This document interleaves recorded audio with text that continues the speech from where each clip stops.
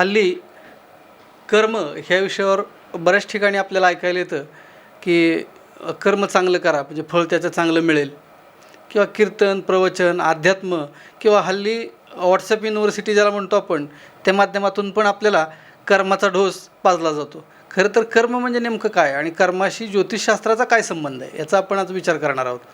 श्रोतेहो, मी हेमंत शास्त्री काळे आज तुमच्याशी संवाद साधणार आहे आणि ह्या संवादामध्ये आपण कर्मसिद्धांत आणि ज्योतिष याच्याविषयी जी काही माहिती आहे किंवा कर्म करून जर आपल्याला काही ज्योतिष किंवा पत्रिका ह्याचा काय संबंध आहे आणि तो संबंध आपल्याला पार करून पुढं जाता येईल का याचा विचार आपण करणार आहोत. श्रोतेहो, कर्माच्या बाबतीमध्ये आपल्याकडं जन्मकुंडली जेव्हा तयार होते तेव्हा अस्य बालकस्य पूर्वकर्मानुसारेण असं म्हटलं जातं.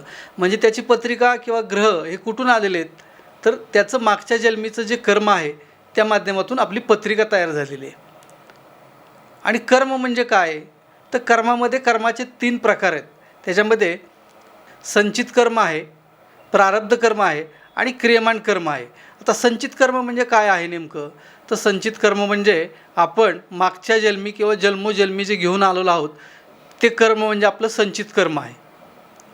आणि प्रारब्ध कर्म म्हणजे जे भोगायसाठी पक्व झालेलं आहे, तयार झालेलं आहे किंवा आत्ता आपण भोगतोय ते प्रारब्ध कर्म आहे.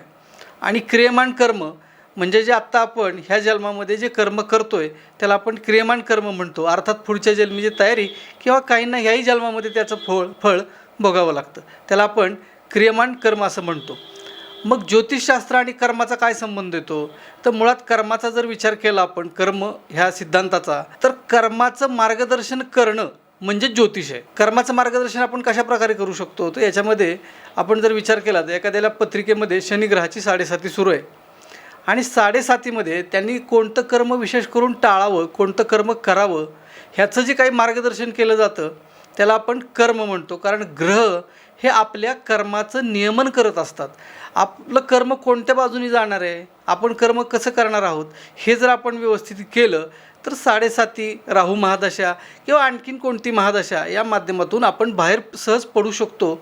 आणि ह्याला उत्तम पर्याय म्हणजे आपलं कर्म व्यवस्थित करणे. व्यवस्थित म्हणण्यापेक्षा बरोबर कर्म करणं आणि त्या कर्माचं मार्गदर्शन घेणं म्हणजे ज्योतिष आहे. आणि ते काम ज्योतिषी करत असतो. तुमच्या पत्रिकेमध्ये सध्या ह्या गोष्टीसाठी फार अनुकूल कालावधी नाही. तुम्ही एक व्यवसाय करणार आहात आणि व्यवसायासाठी खूप अनुकूल असा कालावधी नाही आहे. मग ह्या कालावधीमध्ये फारसं कर्ज काढू नका, फार देणी फार मोठी करू नका. सध्या फायदा झाला नाही तरी चालेल पण नुकसान होणार नाही ही काळजी घ्या. हे जे काही कर्माचं मार्गदर्शन केलं जातं ते ह्यासाठीच केलं जातं.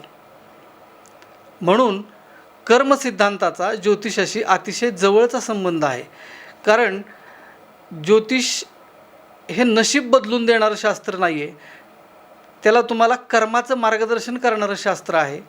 आणि त्या माध्यमातून ज्योतिषी तुम्हाला जे कर्म कसं करावं याचं जे मार्गदर्शन करतो त्या माध्यमातून तुमची जी येणारी संकट आहेत त्याच्यावरती मात करायला तुम्हाला अनेक प्रकारे मदत होत असते.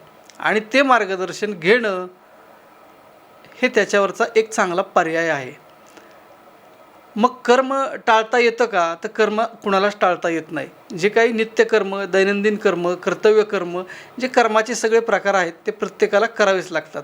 मग त्याच्यामध्ये नेमकं योग्य कर्म कोणतं, चांगलं कर्म कोणतं, कर्तव्य कर्म कोणतं, निष्काम कर्म कोणतं आणि मी कर्म कोणतं केलं पाहिजे, उत्तम कर्माने मी माझ्या आयुष्यामध्ये कसा बदल करू शकतो याचं मार्गदर्शन घेणं याला आपण ज्योतिषीय मार्गदर्शन असं म्हणतो. आणि हे आपल्याला पत्रिकेच्या माध्यमातून देता येतं. कारण पत्रिका हा आपण केलेल्या मागच्या जन्मीच्या कर्माचा नकाशा म्हणजे आपली कुंडली आहे, आपली जन्मपत्रिका आहे. आणि या माध्यमातून ग्रहांच्या स्थितीवरून आपण कर्माचं उत्तम मार्गदर्शन देऊ शकतो. श्रोतेहो, कर्म ह्या विषयामध्ये खरं तर अजून खूपही आपल्याला बोलता येईल, पण तरीसुद्धा कर्म आणि ज्योतिष हे हातात हात घालून चालणाऱ्या 2 गोष्टी आहेत. आपण उत्तम कर्म केलं तर पत्रिकेमधील कुठलीही अवघड ग्रहांची स्थिती, कितीही संकटमय परिस्थिती जर असेल तर ती आपण टाळू शकतो.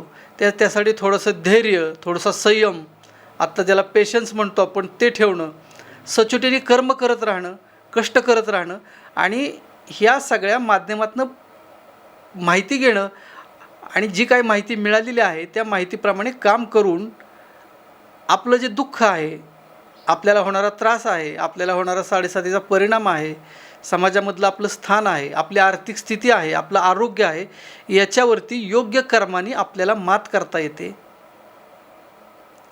श्रोत्यो, कर्माच्या बाबतीमध्ये आणखीन तुम्हाला काही प्रश्न असतील तर त्या संबंधात मला खाली कमेंट करा आणि कर्म सिद्धांत याविषयी आपण स्वतंत्र माहिती देऊया.